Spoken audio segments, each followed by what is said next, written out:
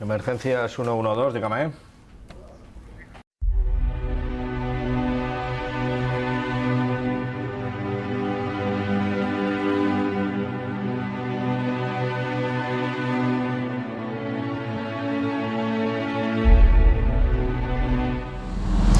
Hoy Cantabria de cerca se hace eco de una efeméride. Las emergencias de Cantabria están de enhorabuena, cumplen 25 años en este año 2024 y por eso este Cantabria de cerca se traslada. El plató va a ser la sede de este servicio público que ha visto cómo se transformaba y sufría una evolución a lo largo de los años para amoldarse a los tiempos actuales. Los protagonistas del programa, 3 testimonios de personas que han formado parte de la historia en estas 2 décadas y media de vigencia de las emergencias en Cantabria en sus distintos cargos o responsabilidades. Con ellos vamos a abordar los próximos minutos.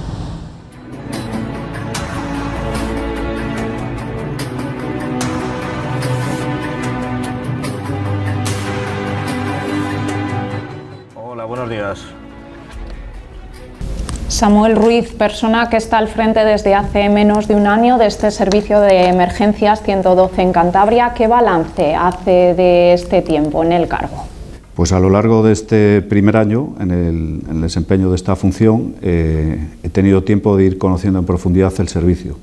Es un servicio, que luego hablaremos probablemente de ello, que ha crecido exponencialmente a lo largo de estos 25 años y que ha asumido unas tareas que en su momento, en sus inicios, no tenía, pero que luego ha ido desarrollando y ahora tenemos un servicio de atención integral. Es una responsabilidad que no es completamente nueva para ti. En tu trayectoria profesional ya has ejercido el cargo de delegado del Gobierno, sabes lo que es coordinar un equipo humano que toca muchos departamentos diferentes. Quizás la coordinación de tantas personas de departamentos diferentes es lo más complicado en un puesto como el tuyo. Habitualmente se realizan muchas reuniones de coordinación entre los diferentes estamentos e instituciones que participan en una emergencia y, por tanto, la coordinación en el momento en el que hay que actuar de verdad pues es bastante buena entre todas las instituciones. Son numerosísimas las instituciones y administraciones que participan en una emergencia con carácter general, desde el propio Servicio de Protección Civil del Gobierno de Cantabria, con los rescatadores y el helicóptero medicalizado, los propios bomberos del Servicio Autonómico del 112, los parques de bomberos municipales, Guardia Civil, policías locales, agrupaciones locales de Protección Civil, 061, Salvamento Marítimo, Policía Nacional. En definitiva, son numerosísimas las instituciones que participan cuando se realiza un simulacro o cuando hay que llevar a cabo pues, una actuación en real. Como la parte más política, Samuel, de este equipo, ¿cuáles dirías que son los retos o desafíos que tienen las emergencias de Cantabria a fecha mayo de 2024? En principio, y centrándonos en el servicio del 112, el objetivo prioritario es aumentar la plantilla para poder prestar un mejor servicio a la ciudadanía, revisar las instalaciones de todos los parques para paliar las carencias que tengan en algunos de ellos, renovar el parque móvil del servicio, que en algunos casos es bastante obsoleto, y también mejorar la formación de los profesionales, porque no debemos olvidar que cada día son numerosas las situaciones en las que se pueden encontrar y para las cuales en momentos anteriores no han podido tener respuesta. Por tanto, hay que formarles en aquellos desafíos que nos podemos encontrar a futuro. Estamos hablando de un servicio que en 2023 recibió cerca de 318.000 llamadas que se tradujeron en 80.000 intervenciones al final de emergencia, lo que haciendo números sale a unas 200 intervenciones al día. ¿Eso es mucho, es poco para una comunidad pequeña como es la nuestra? Bueno, habitualmente se producen unos picos de aumento de llamadas en temporada estival, también en momentos en los que hay puentes, hay situaciones como Semana Santa, Navidad, etcétera. Pero bueno, para una comunidad pequeña como Cantabria, es un número adecuado, es un número más o menos normal.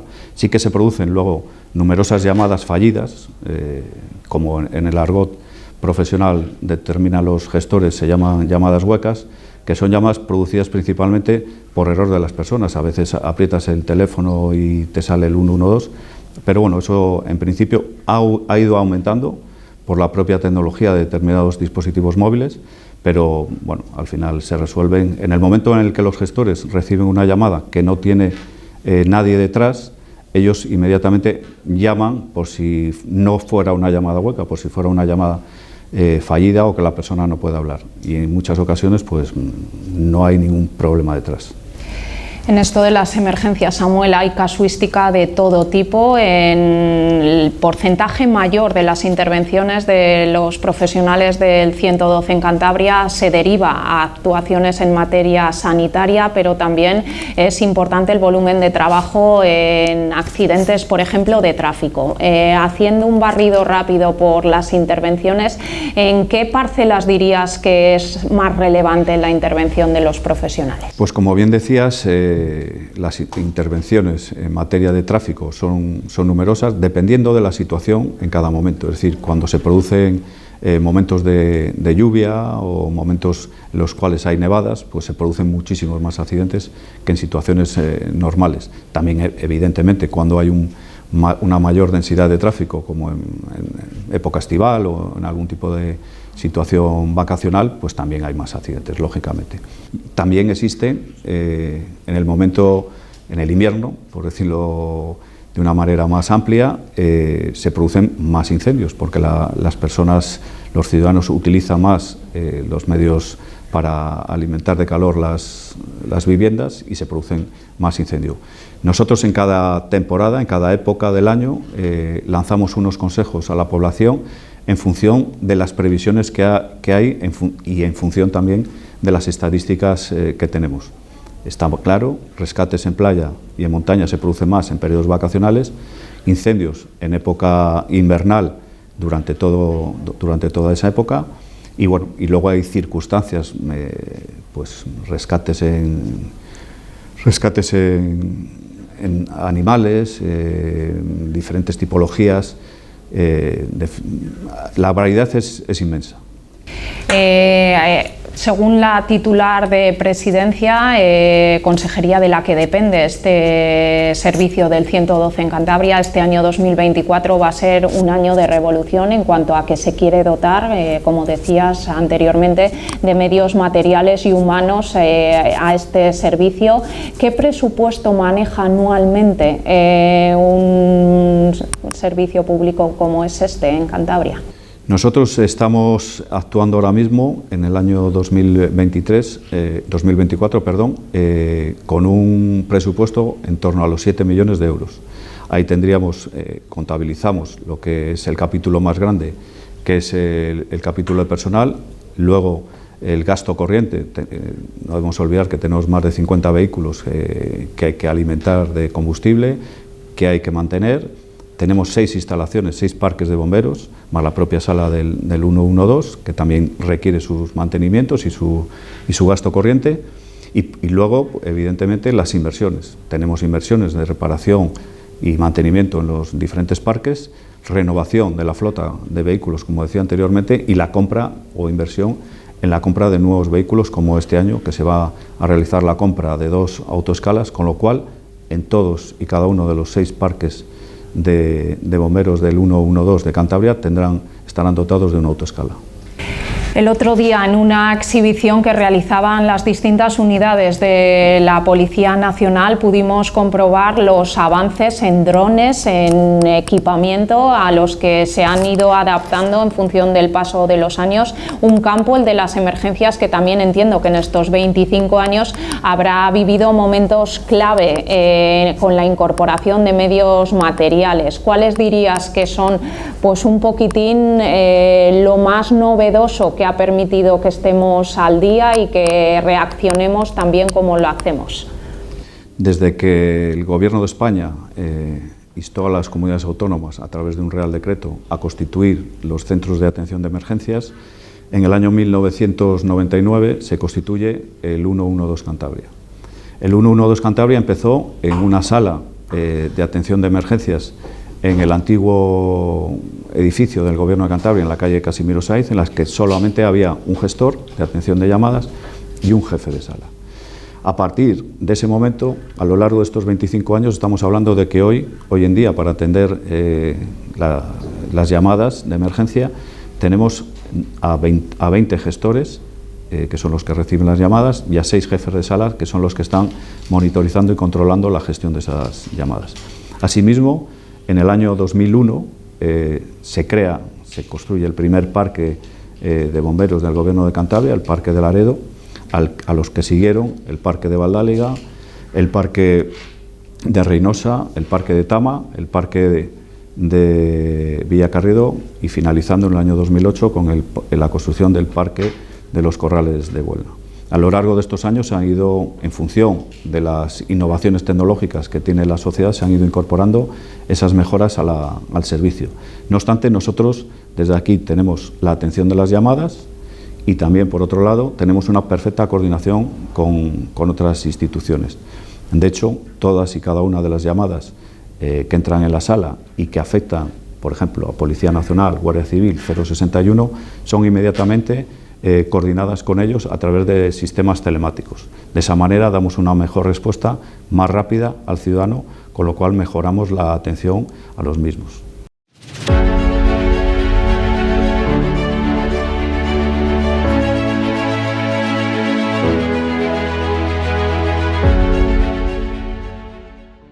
Luisa Martín, jefa de sala de este 112 en Cantabria. Explícanos quién es Luisa Martín y dónde estamos. Buenas, estamos en la sala del 112, es el centro de emergencias del Gobierno de Cantabria.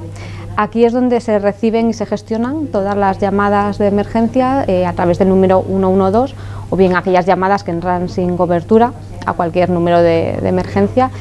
Y bueno, aquí es donde intentamos dar una solución a los ciudadanos que nos llaman. Sí, yo soy jefa de sala. En la sala trabajan los gestores de emergencias y los jefes de sala. Normalmente por turno hay 3 gestores, en turno de mañana y de tarde, y de noche 2. Ahí siempre hay un jefe de sala 24 horas. En el periodo estival y bien en momentos puntuales, cuando hay mayor número de llamadas, como puede ser época de fenómenos adversos o de incendios, puntualmente se puede ampliar con los gestores que hagan falta. A lo largo de tu trayectoria larga ya en este departamento, ¿cuáles dirías que han sido los retos importantísimos por los que han pasado las emergencias de Cantabria? Bueno, el servicio lleva 25 años, yo llevo 15. Sí que es verdad, bueno, a los gestores más antiguos siempre les escuchas que como antes tenían que andar con mapas de papel. Creo que siempre los grandes avances que hemos tenido en la sala vienen de la mano de la tecnología, ¿no? Bueno, pues como la sociedad en general. A través de ahora tenemos los mapas tomados por posicionamiento, sistemas de información geográfica. Y yo diría que en los últimos 2 años, un gran avance ha sido el AML. El AML, bueno, las abreviaturas en inglés es localización móvil avanzada. Es una tecnología que lo que permite es los terminales móviles detectan de manera ajena al usuario no tiene que hacer nada, detecta que esa persona está llamando a emergencias, está llamando al 112. Entonces recopila toda la información de geoposición de esa persona y nos la envía a la sala. A nosotros nos aparece con un punto sobre el mapa, que lo podemos ver en una de las pantallas. Entonces eso va acompañado también de un pequeño cuadro que nos da las coordenadas y nos da también el error de precisión de esa posición. Tenemos que tener en cuenta que hay gente que nos llama que no sabe dónde está o está en shock. Y entonces no es lo mismo para el gestor tener que hacer unas preguntas muy abiertas, que puede estar en cualquier punto de Cantabria, que ya más o menos tenerle ubicado y decir. Los profesionales que están en esta sala sois el primer eslabón cuando surge un accidente, cuando surge una emergencia, los que vais a ciegas fundamentalmente. Hemos hablado de los medios técnicos, pero casi igual de importante es tener profesionales formados en qué capacidades, porque no cualquiera sirve para este trabajo. Bueno, es muy complicado realmente determinarlo, no hay una formación específica, sí que es verdad que en los últimos años han empezado a haber módulos de gestión de emergencias, pero bueno, es más amplios, también en el aspecto sanitario. Los perfiles que aquí están trabajando son gente muy dispar, no se trata tanto a veces de una formación académica, hemos tenido gente que ha hecho la solicitud muy preparada, pero se quedan, en el momento en que tienen que coger una llamada se bloquean, porque a veces es duro, ¿no?, escuchar determinadas llamadas, gente muy desesperada o simplemente el intentar, no todo el mundo sirve para calmar a la persona y poder sacar la información.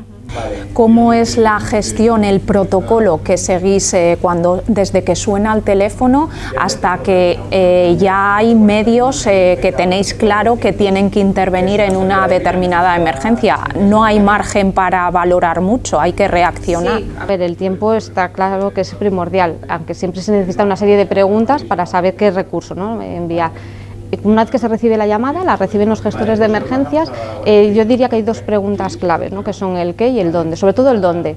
En un momento dado, si la comunicación se corta, sí que es verdad que si sabes dónde, pues al final siempre puedes mandar algún recurso, casi siempre, digamos, de seguridad ciudadana, una patrulla de la Guardia Civil o de la policía, y ver qué es lo que ocurre. Una vez que sabemos dónde está ocurriendo la emergencia, la siguiente pregunta es qué es lo que está ocurriendo. ¿Es una emergencia de tipo sanitaria? ¿Es una emergencia de seguridad ciudadana?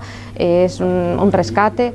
¿Un incendio? En función de eso, el sistema que tenemos actual nos recomienda una serie de organismos. La tecnología no es todo, es muy importante la persona porque nunca hay dos incidencias iguales. Aunque sea lo mismo y en el mismo sitio, siempre hay pequeñas matices que hacen que tenga que ir un recurso u otro. Ahí es donde también el trabajo del gestor pues es importante y hacer las preguntas concretas. En la mayoría de emergencias ordinarias quedarían ahí. Una vez que nos recomiendan, se empieza a despachar, a hablar con los organismos y mandar los recursos.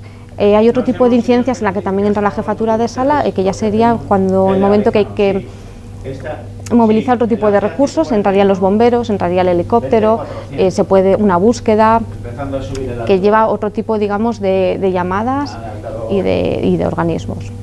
¿Alguna experiencia, Luisa, que te haya marcado de manera especial y que la recuerdes porque te impactó y porque al final dices, gracias a la profesionalidad de quienes intervienen en mi trabajo, hemos conseguido que esto llegue a puerto y no haya habido que lamentar? Bueno, al final tienes que intentar que el trabajo no te afecte, es complicado, ¿no? Empatizamos con todo el mundo que llama porque está claro que es gente que está pidiendo ayuda y esto, así funciona nuestro trabajo. Luego hay incidencias que es verdad que te pueden afectar más, ¿no? Yo creo que al final la incidencia que te afecta más es la que tú te puedes identificar, ¿no?, por tu situación personal. Pues en mi caso, todo lo que involucre niños pequeños sí que es verdad. Mi marido trabaja en un barco, todas las incidencias que tienen que ver con la mar, pues al final, quieras o no, te puedes identificar más y al final pues, te afecta, claro. La formación, Luisa, ¿hacia dónde apunta en el campo de las emergencias? Bueno, la formación es un poco como lo que comentábamos antes del perfil, ¿no?, de la gente que trabajamos aquí. Es complicado, al final la experiencia es un grado, pero todo lo que sea un poco la tecnología, la parte incluso psicológica, de tratar a las personas, de cómo a veces poder gestionar ciertas llamadas, yo creo que ese es el camino un poco.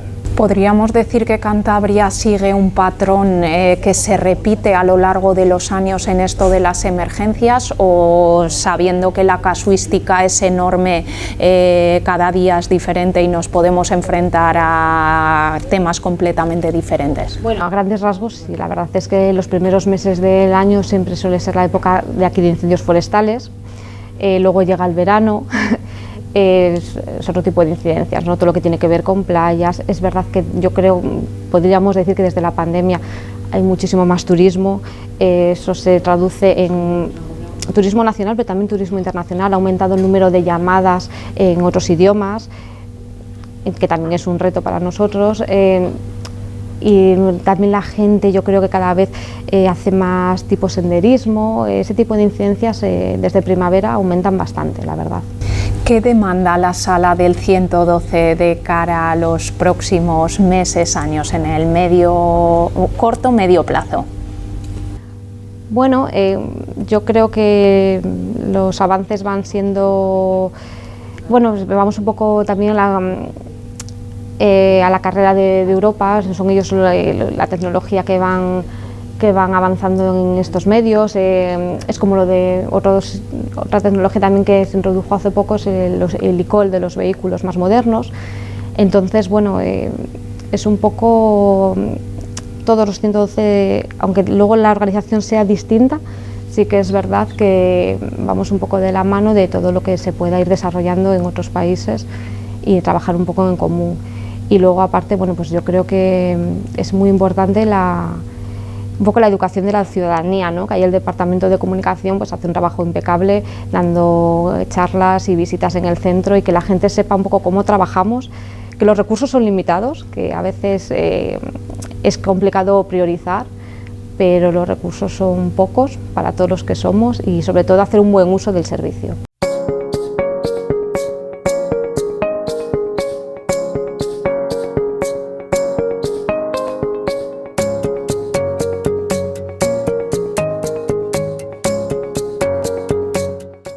¿Quién es Pablo Calvo y cuánto tiempo lleva en esto de las emergencias del 112 en Cantabria?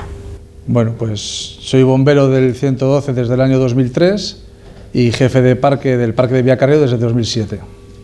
¿Cómo has vivido esta evolución? Se están celebrando los 25 años de este servicio. Empezaste en el año 2003, año 2024. ¿Qué momentos han sido esenciales en la evolución de este servicio, bajo tu punto de vista? Pues hubo un momento clave que fue cuando hubo un crecimiento importante del servicio, cuando se pasó de 2 parques, que era cuando entré yo, a 6 parques, que somos los que somos actualmente, y el pasar o terminar con los horarios localizables, que era un detrimento para la emergencia, y pasamos a las 24 horas para ser efectivos en un 24/7, en todas las horas del año. En esto de las emergencias, el servicio de bomberos es algo pues, a lo que todo el mundo estamos acostumbrados cuando surge una llamada, un accidente, porque intervenís en muchas actuaciones. ¿Cuáles dirías que son las más habituales en el día a día de vuestro trabajo? Bueno, nosotros por un lado trabajamos con muchas agencias en emergencias, no somos lógicamente los únicos que somos requeridos por el 112. La mayoría de servicios los hacemos colaborando con otros. En un accidente de tráfico, por ejemplo, colaboramos con Policía Local, Guardia Civil, 061, mantenimiento de carreteras, y luego hay otras que son un poco más específicas nuestras, si quieres, donde nosotros sí somos el agente prioritario, como pueden ser los incendios de vivienda, industriales y demás, y ciertos tipos de rescates. ¿Qué es lo más complicado del trabajo de un bombero? Bueno, quizá adaptarte, porque siempre lo decimos, no tenemos 2 días iguales, ni todos los servicios son iguales. Por mucho incendio de cocina que tengas, no son todos iguales. Sí que te sirven para establecer un tipo a la hora de empezar a trabajar, pero luego la emergencia puede cambiar en el tiempo muchísimo y tienes que adaptarte. Entonces, en nuestro caso, yo creo que lo más importante es saberte adaptar a la emergencia en cada momento con los recursos que tienes y cómo se va desenvolviendo la emergencia. Pablo, en esto de las emergencias se puede decir que a la hora de intervenir debemos dejar las emociones a un lado y, más que ayudar, debemos solucionar una determinada situación. Mantener a rajatabla las emociones quizás sea de lo más difícil en vuestro trabajo. Sí, a veces no es fácil porque siempre empatizas, como tú decías ahora. Normalmente en las emergencias nosotros somos un equipo que vamos a ayudar a las personas, a la gente, bien por el motivo que sea, bien sea un incendio, un accidente, un rescate. vamos a ayudar. Entonces, claro, en función de la tipología y de las personas, pues puedes empatizar. Si tenemos hijos y son menores y demás, pues si estás en un rescate donde hay niños y demás, pues te afecta especialmente. Como jefe de parque, ¿qué retos diría Pablo Calvo que tienen los parques de bomberos a día de hoy por delante?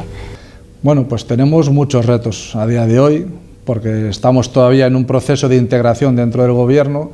Entonces, bueno, retos, pues tenemos que colaborar, coordinarnos constantemente con el resto de agencias con los que intervenimos. Es importante que conozcamos todos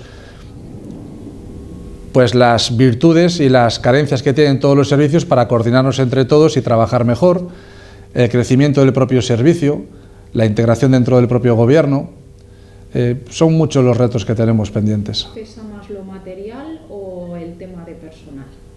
Hombre, sin duda el personal, porque el mayor bien que tenemos en el servicio, tanto en la sala 112 como en el servicio de bomberos, es el personal. Es el mayor bien sin duda. Como parte de estos 25 años de emergencias, en tu caso desde el año 2003, habrás vivido situaciones que se han quedado marcadas en la retina de alguna manera especial. Antes comentábamos con Luisa que nos dijese pues alguna actuación que de alguna manera le ha llegado a tocar, porque al final siempre te afecta de una manera o de otra. En el caso de Pablo Calvo, ¿cuál sería? Yo creo que en mi caso lo que más me toca, como dices tú, quizás sean las intervenciones con menores y con mayores. Con menores pues porque son pues, un colectivo muy vulnerable, son muy pequeñitos y al tener hijos hace que eso te afecte más, y con mayores porque vemos que cada día son más las intervenciones que tenemos que dedicar en atención a la gente mayor. Les ves también, pues un colectivo que en muchos casos es mucha soledad, pasa mucho tiempo solos, no tienen a quién recurrir y tienes que pues trabajar a veces en unas condiciones pues que te dan pues un poquito de... Que te tocan. Que te toca. ¿Qué tipo de intervención te provocan más incertidumbre como bombero? Yo creo que es toda la incertidumbre que se genera desde que nos dan el 112 el aviso hasta que llegas allí y tienes unos primeros minutos para valorar, el no saber a qué te enfrentas, porque la información que tienes a veces es la que llega al 112, no la transmiten toda, pero a veces pues de un incendio de una sartén, luego resulta que tienes un edificio de 2 plantas o tienes otra cosa. Hablamos de centenares de llamadas al día. ¿Qué porcentaje y un porcentaje de éxito prácticamente del 100%? ¿Te sientes responsable como parte del servicio, de este servicio público, de que Cantabria sea una de las comunidades pues que encabezan la gestión de las emergencias de la mejor manera? Hombre, no quiero ser... Eres formar parte de un engranaje. Al final yo creo que tenemos que formar un equipo donde haya gente prescindible para que cuando falte uno haya otro y esto funcione siempre de una manera eficaz. Entonces yo creo que aquí el 112 es un equipo integrador donde estamos todas las agencias que trabajamos en las emergencias, incluso agencias que no son específicamente de emergencias, que en un momento dado pueden participar en ellas y pueden ser vitales en un momento dado. Entonces quiero al final sí que somos parte de un engranaje, una parte importante en ciertos casos porque eres el único equipo que puede solucionar ciertas cosas, pero bueno, como pueden ser 061, policía y cualquier otra agencia que haya por ahí. Vuestro trabajo en parte se traduce en que nosotros dispongamos de más o menos seguridad de que salgamos adelante o no en una situación de riesgo. Como jefe de parque, ¿qué dirías que te falta para lograr mayores cuotas de éxito? Bueno, pues ahí sí que es cierto, en Europa se está trabajando y aquí hacía falta que diéramos un paso adelante, sobre todo en trabajar en prevención.